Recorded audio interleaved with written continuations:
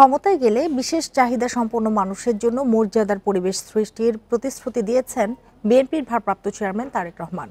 শনিবার বিকেলে এক মত বিনিময় সভায় তিনি এ প্রতিশ্রুতি দেন। রাজধানীর আগারগাঁওয়ে এলজিআরডি ভবনে প্রতিবন্ধী নাগরিকদের সাথে মত বিনিময় করেন তারেক রহমান। বিভিন্ন জেলার ১৫০ শতাধিক প্রতিবন্ধী নাগরিক এতে অংশ নেন। বিএনপির ভারপ্রাপ্ত চেয়ারম্যান বলেন, ক্ষমতায় গেলে প্রতিবন্ধী ভাতা বাড়ানো, চিকিৎসা, চাকরি, যাতায়াত সহ সব নাগরিক অধিকার নিশ্চিতে নতুন আইন করা ও প্রচলিত আইন বাস্তবায়ন করা হবে।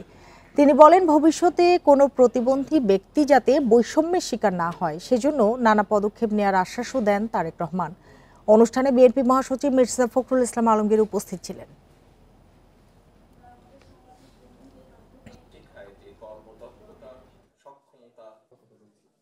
আমাদের প্রতিশ্রুতি হলো বিশেষ চাহিদা সম্পন্ন ব্যক্তিদের জীবনের মানোন্নয়নে দৃঢ় পদক্ষেপ গ্রহণ করা, যার ভিত্তি হবে অর্থনৈতিক স্বাবলম্বিতা, সামাজিক সক্ষমতা এবং মানবিক মর্যাদা নিশ্চিত করা। আমরা একটি স্বতন্ত্র, যেটি আমাদের চিন্তার মধ্যে আছে, একটি স্বতন্ত্র অধিদপ্তর প্রতিষ্ঠা করার উদ্যোগ নেওয়া,